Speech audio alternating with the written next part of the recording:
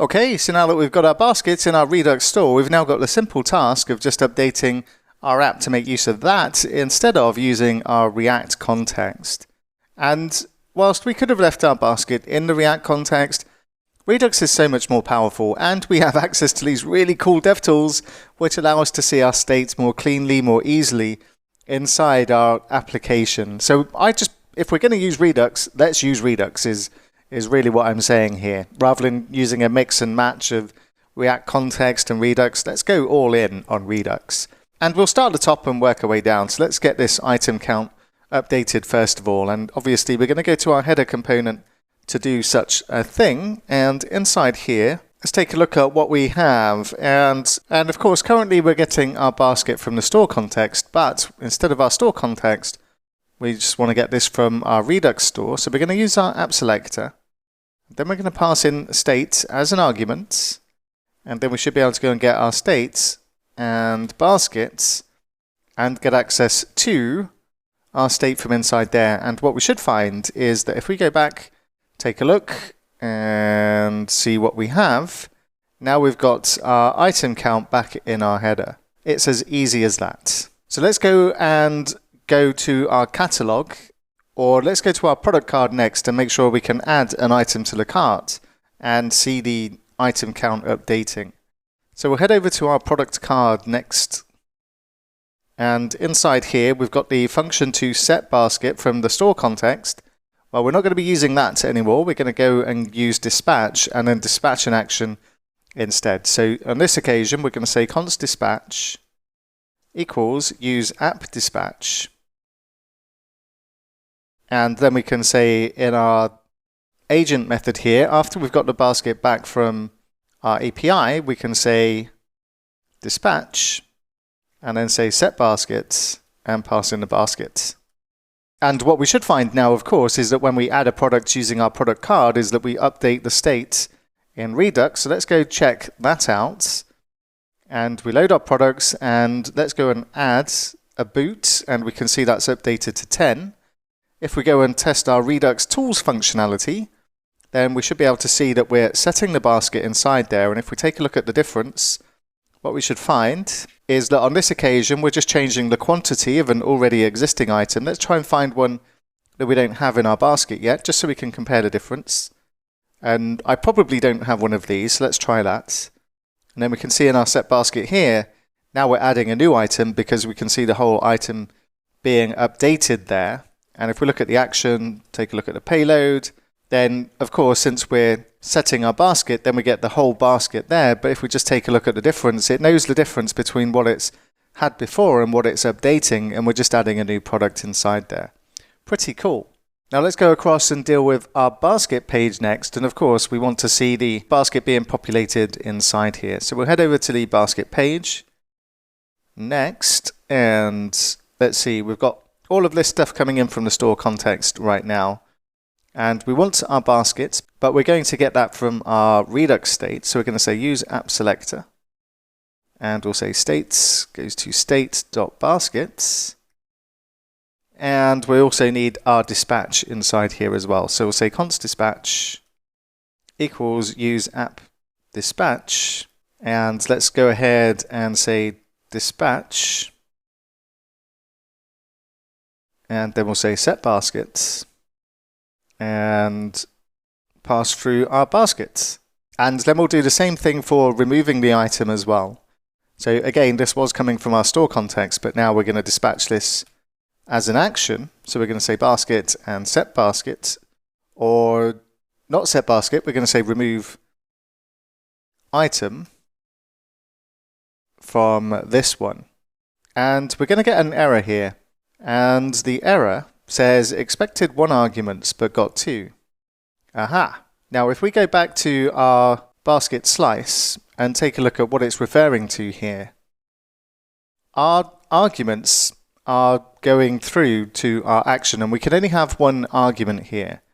But we're going to put our arguments inside an object and then destructure these arguments from this object. And all we need to do there really to solve this problem is to put our product ID and our quantity inside curly brackets, and therefore that's 1 argument now going to our store, and that resolves that problem. It's still telling me I've got an error somewhere, and I'm missing the closing parenthesis here for the len statement. It should be blue, and that should make the errors go away. Perfect. And everything else should be good because we wrapped our functions there inside separate functions. So let's go take a look at our baskets. And we can see now we've got our basket inside, and we should be able to click on the plus button, the minus button, and the delete button, and all the functionality should be retained. So one last component to go, and that's our product details component. And let's take a look at what we have inside here. We just need to update the functionality there as well so that we can use our button inside here. So let's open up the product detail and let's see what we've got going on. So we've got all of our functions going on in here from the store context. Let's remove the functions and change this for use app selector. And we'll go to get the states from states.basket. And we'll also bring in dispatch here as well so we can make use of this. So use app dispatch.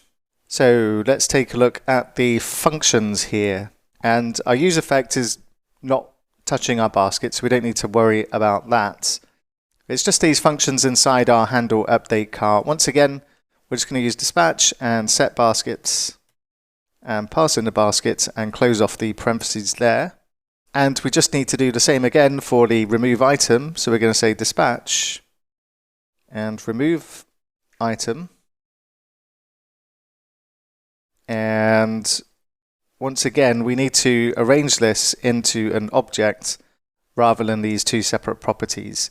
Now, because the names of what we're passing do not match what the name of the properties are in the method, we need to specify these inside here. So let's open up the curly brackets first of all. And then for our product ID, this is called product ID. So we'll give it a name, product ID, then a colon. And we're setting that to this product ID. And then we just need to do the same for the quantity. We're going to set that to updated quantity. And then all the errors should go away and the functionality should work for this one. So let's go take a look. And we can see already that we've got the quantity and the button to update the quantity. And obviously, if we change this from 4, in my case to 5, click update, we want to see this go from 6 to 7.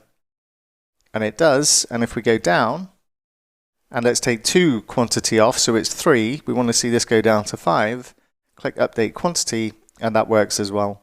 And if we try and find a product that we haven't added yet, let's try this one. And we've got 0, and if we click 1 and add to carts, then that functionality is working as well. Perfect. So now we have all of our states in Redux, we can actually go ahead and remove the context provider from our index.tsx. So where we've got our store provider, we can remove this now because we're no longer using it, and all of our state has been moved to Redux, at least for our baskets. And let's just refresh our page, make sure that we haven't broken anything. And that looks good. And if we go to our catalog, that looks fine. And our baskets. Aha! Somewhere I've still got store context being used, and that's inside the basket summary. I forgot a place to update, so we need to go to our basket summary. And let's take a look. We just need to use store context here for use app selector, and states goes to states.baskets. And let's try that again. And we've probably got some things to remove from our imports here as well. So let's just adjust that. Let's go back, take a look, refresh the page once again, and that's more like it. And let's just open up the console, because now that we've removed stuff, we've probably got some things to remove as well, and also missing dependencies, again, that we need to adjust. And let's do all of this. So inside our app.tsx, we've got a different dependency now. And instead of set basket, this needs to be dispatch. And let's just go through all of these components I have open and just remove any missing, or not missing, any unused imports. So I'll do the same for the product card and the basket page and product details. and the index. And basket summary is fine. Let's go take a look, and let's just refresh that page once more. And I've still missed one in the app.tsx, but we're making progress. And inside here, yeah, let's get rid of this one as well. And we've refactored everything and cleaned things up, and everything should be just fine. So everything looks good and all of our API functionality is working, but I want to introduce another aspect of the Redux toolkit and how we can make asynchronous calls and get the data from our API, but do this inside our Redux store rather than doing this inside our individual components. And we'll take a look at that next.